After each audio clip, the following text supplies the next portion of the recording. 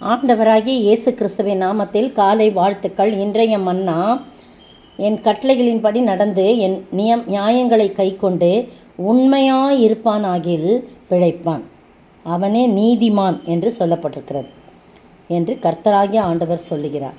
எசேக்கியேல் 18:9. பாருங்கள், எந்த ஒரு மனிதன் கற்பனைகளை படி நடந்து கட்டளையின்படி நடந்து அதில் உண்மையாக இருப்பார் என்றால் அவனே நீதிமான், அவன்தான் பிழைப்பான் என்று சொல்லி எழுதப்படும். நீங்களும் நானும் ஆண்டவருடைய சமூகத்தில் உண்மையாய் காணப்படணும். மோசே பாருங்கள், எங்கும் தன் வீட்டில் உண்மை உள்ளவன் என்று சாட்சி பகருகின்றான். அவன் பிழைக்கும்படியாக கர்த்தர் அவனை ஆசீர்வதிக்கிறார். அது மட்டும் இல்லை, இதில் சொல்லப்பட்டிருக்கு எவ்வளோ பயங்கரம் பாருங்கள். அவனுக்கு ஒரு குமாரன் இருந்தால், அதாவது நீதிமான் உண்மை உள்ளவன், அவனுக்கு ஒரு குமாரன் இருந்தால் அவன் இந்த மாதிரி உண்மை இல்லாமல் ரொம்ப தவறான வழியில் நீங்கள் 10 நீங்கள் படித்து பாருங்கள்.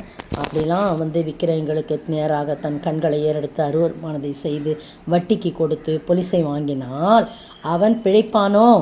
அவன் பிழைப்பதில்லை.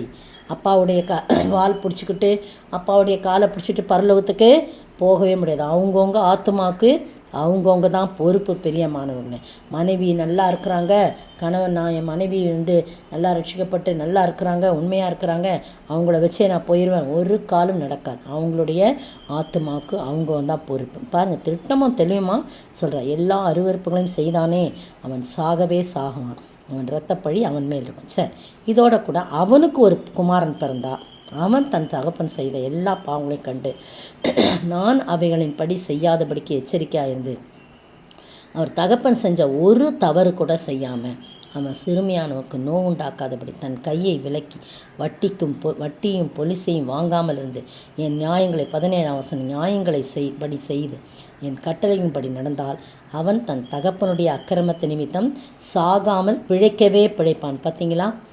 அவன் தகப்பனோ வென்றால் கொடுமை செய்து சகோதரனை கொள்ளையிட்டு தகாதை தன் ஜனங்கள் நடுவே செய்தபடியால் அவன் தன்னுடைய அக்கிரமத்தில் சாவான். ஆனால் அவனுடைய பிள்ளை, அதாவது முதல்ல சொன்னவங்களோட பேரப்பிள்ளை, சரியா, இதோ அவன் அக்கிரமத்தில் அவன் சாவான். ஆனால் இது எப்படி?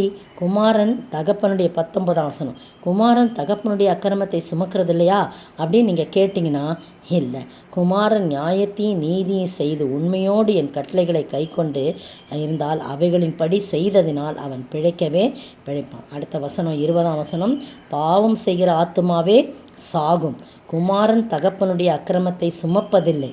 பார்த்தீங்களா?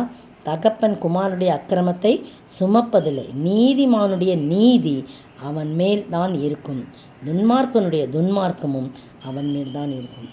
எனவே பிரியமானவர்களே, இந்த எசேக்கியேல் தீர்க்க தரிசன புத்தகத்தில் எசேக்கியேல்கிட்ட கர்த்தருடைய வார்த்தை உண்டாகி எவ்வளோ அருமையாக திட்டமும் தெரியுமா நம்மளுடைய வாழ்க்கையில் நம்ம கற்பனைகளின்படி நடந்து அதில் உண்மையாய் காணப்படும்.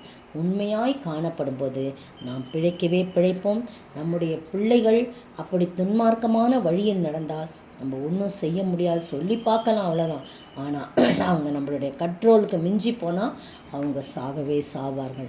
அவங்களுக்கு பிறக்கிற பிள்ளை, அதாவது முதல் மனிதனுடைய பேரப்பிள்ளை, அவன் தகப்பனுடைய ஒரு பாவம் கூட அவனை அணுகாதபடி அவன் நல்ல விதமாக இருந்து கற்பனைகளின்படி கை கொண்டு ஏழைகளுக்கு தன் கையை நீட்டி என்னென்ன நல்ல காரியம் இருக்கோ அதெல்லாம் செய்தானாகில் அவன் பிழைக்கவே பிழைப்பான். 19 நீங்கள் பார்த்தீங்கன்னா, பாவம் செய்கிற ஆத்துமா தான் சாகவே சாகும்.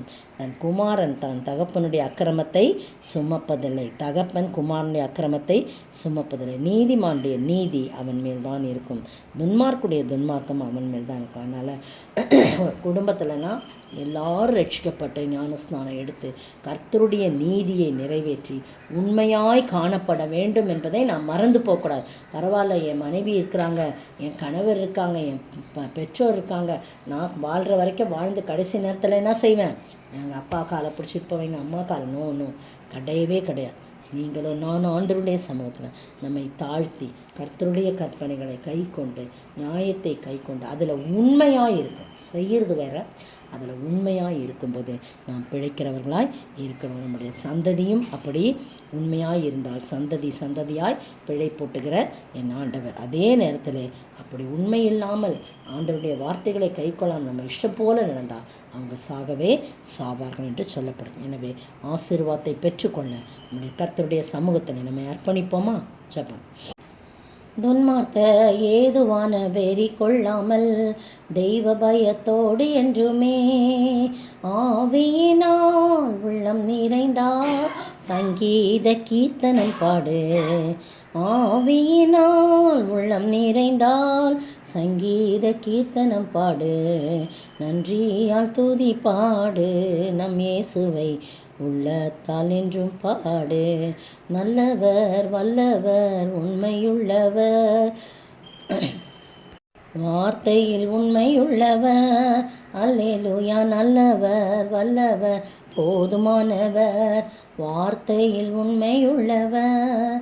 நன்றியால் துதி பாடு நம் இயேசுவை உள்ளத்தால் என்றும் பாடு.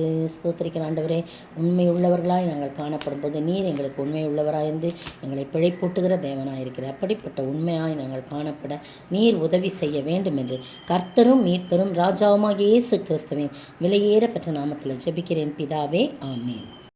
நேற்றைய பதில், விளக்கை தண்டின் மேல் வைக்க வேண்டும், கட்டிலின் கீழாகிலும் மரக்காலின் கீழாகிலும் வைக்கக்கூடாது. விளக்கை தண்டின் மேல் வைக்க வேண்டும், மரக்காலின் கீழாகிலும் கட்டிலின் கீழாகிலும் வைக்கக்கூடாது. மார்க்கு 4:21. இன்றைய கேள்வி, பிரேத கல்லறையிலிருந்து இயேசுவுக்கு எதிராக வந்தவன் எந்த நாட்டை சேர்ந்தவன்? அவன் பெயர் என்ன? பிரேத கல்லறையிலிருந்து இயேசுவுக்கு எதிராக வந்தவன் எந்த நாட்டை சேர்ந்தவன்? அவன் பெயர் என்ன?